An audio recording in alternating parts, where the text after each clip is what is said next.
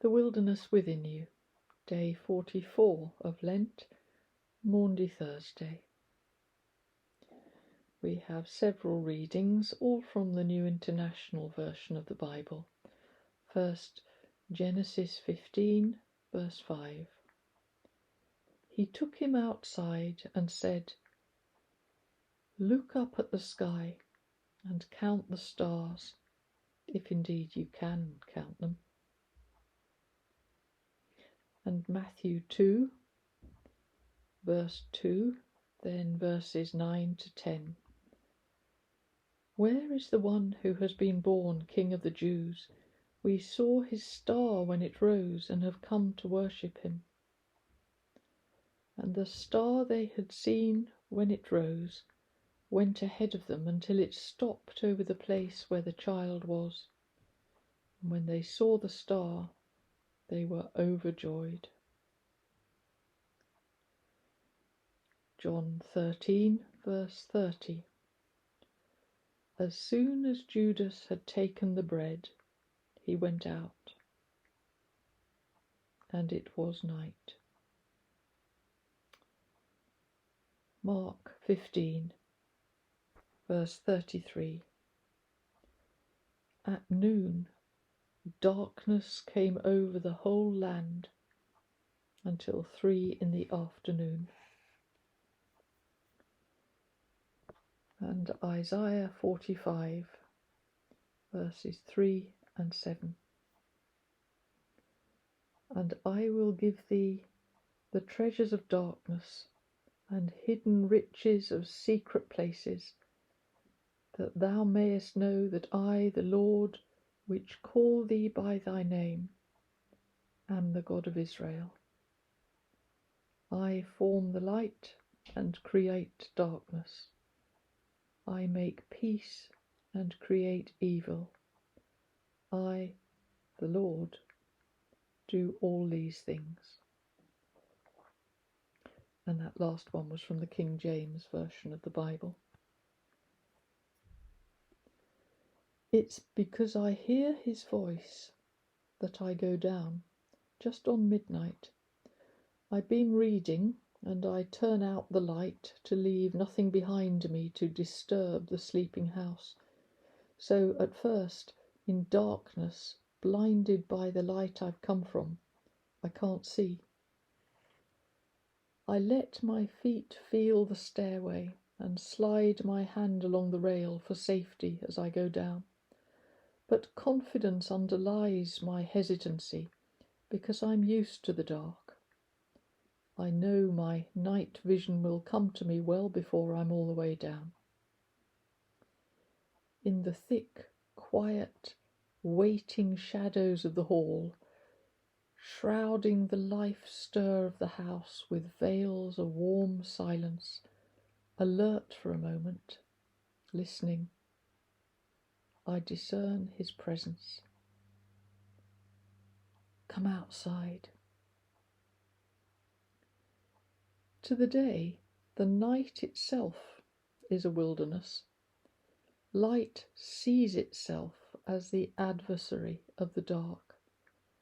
One must extinguish the other as long as lights are lit and night remains. Going slowly, not wanting to stub my toe on forgotten things strewn careless in my path, I make my way to the door. I unlock it. I turn back briefly, groping for the soft throw flung along the back of the sofa. Folding it as a cloak around my shoulders, I leave the house. I draw the door to behind me, so the night air will not steal in and chill our home. Barefoot on the cold stone of the wet doorstep, I stand looking up at the stars. This I remember, this wilderness of stars, is the place of great promise and prescience. These are the stars that gave to Abram his wild hope of a promised child. The dance of these stars formed into the pattern of a language in which wise men discerned good news of the birth of a kingdom. This is the night that Judas knew, the night that engulfed him as he stepped outside the house and shut the door. I, Judas, stand barefoot on the stone step, looking up at the stars, shivering. This is the night in which Jesus wept and prayed and pleaded with his God for another way. But there was none, only this sorrow and this destiny and this night of single necessity, the beginning of the healing of the world. This is the darkness that enveloped the noonday. As David played the silvery, wandering flow of his harp melodies, he made up songs. He sang of the out-breath of God that enlivens every living being, and the in-breath that draws back the soul from the body, the flow tide, the ebb tide of life. He sang of the singing stars who are the messengers of life, telling night unto night the wordless messages of the purpose of God.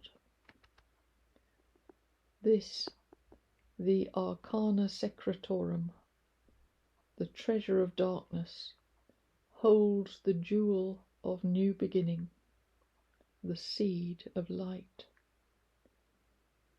Light seeds on the midnight field of the sky, a scattering sparkle strewn over the wild spaces of absolute darkness. The stars still make known the ways of God. Night after night they reveal knowledge. They have no speech, they use no words, no sound is heard from them. Yet their voice goes out into all the earth, their words to the end of the world. I stand on the cold stone of the doorstep and I ask him, what is it they are singing? And he tells me they are singing of hope, that at the heart of everything is the seed of its opposite. In the darkest night shines still the seed of light, the promise that all will be well. They are singing of courage, of souls who dare to shine out when darkness would overwhelm the land, and be the starlight in every generation. They are singing of rescue, that in his darkest night, if only a man will look up, he will be comforted by guiding light. They sing of wonder and beauty and spaciousness and of majesty too. And as well as singing, if you stand and watch them long enough, you will see that they are dancing. Their sure steps follow the measure of all that must be. Wise men pay heed to the pattern language of stars.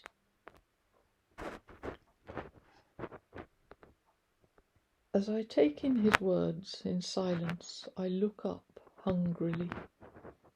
I wish I could touch a star. I wish all the nervous householders would turn off their bulkhead security lights so I could see the stars properly. I wish we had not poured concrete over the wild places and run electric wires through and swapped street lights for the scintillating wilderness of stars. Unwillingly, I accept that the night is colder than my feet can stand. I drink in one last gulp of its clear, refreshing air, then turn and reach for the door handle. I pause and look back, look up. "Good night," I whisper.